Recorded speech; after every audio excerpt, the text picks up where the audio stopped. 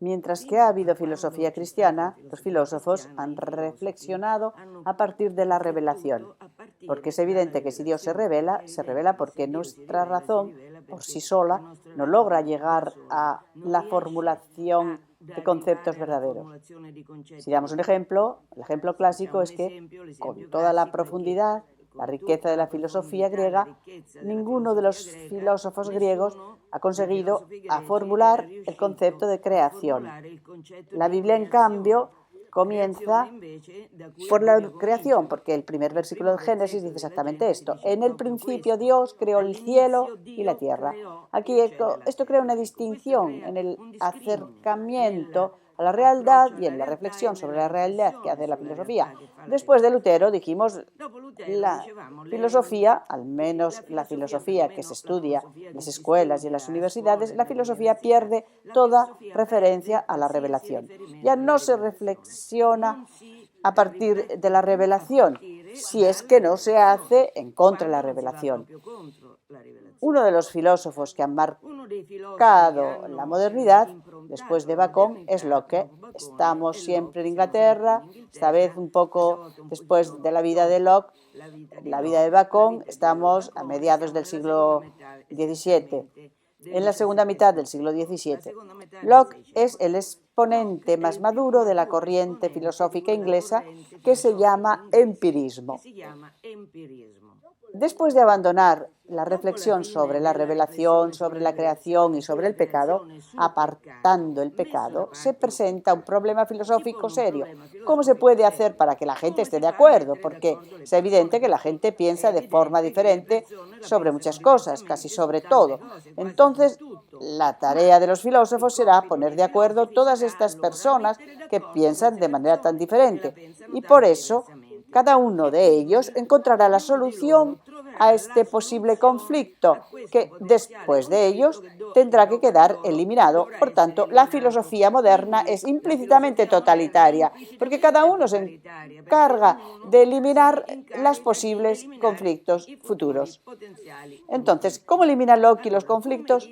Los elimina dejando de lado la metafísica. Ignora la metafísica. La metafísica no es posible algo para la mente humana. La mente humana no es adecuada para formular la verdad, para alcanzar verdades absolutas, porque no es adecuada la mente humana. Porque la mente humana comienza solo y exclusivamente a partir de la experiencia. Experiencia que diferencia a unos de otros, experiencia que algunos tienen en modo muy significativo, otros no. Por lo tanto, implícitamente habrá una diferencia de cantidad entre los hombres porque algunos serán mejores intelectualmente porque podrán recurrir a un mayor número de experiencias. Locke hace filosofía teorizando un estado de naturaleza, es decir, un estado procede al estado en el que todos los hombres nacen iguales, con los mismos derechos, a la igualdad y, por ejemplo, a la libertad. Locke es el apóstol de la libertad y de la tolerancia. Veamos qué piensa este apóstol de la libertad sobre los hombres en general. Locke escribe: no es realmente capaz de vida intelectual y moral. Dije, hablando de Bacon, que es claro que son los intelectuales a dictar la moral, por lo tanto la vida intelectual y la moral van de la mano. No es realmente capaz de vida intelectual y moral la mayor parte de la humanidad que se dedica al trabajo y está esclavizada por las necesidades de su condición mediocre y cuya vida se consume solo en promover a las propias necesidades.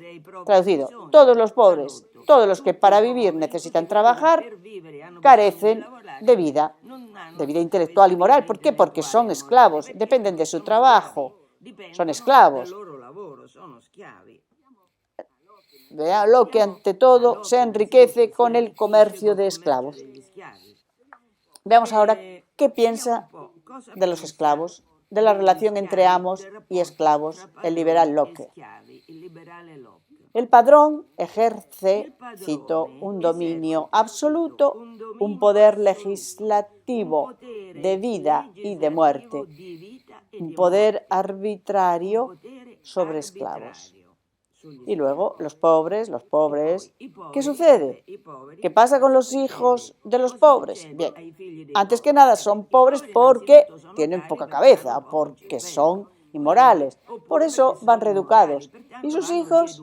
Sus hijos, a partir de los 3 años, deben ser separados de sus respectivos padres y puestos a trabajar. Está muy bien.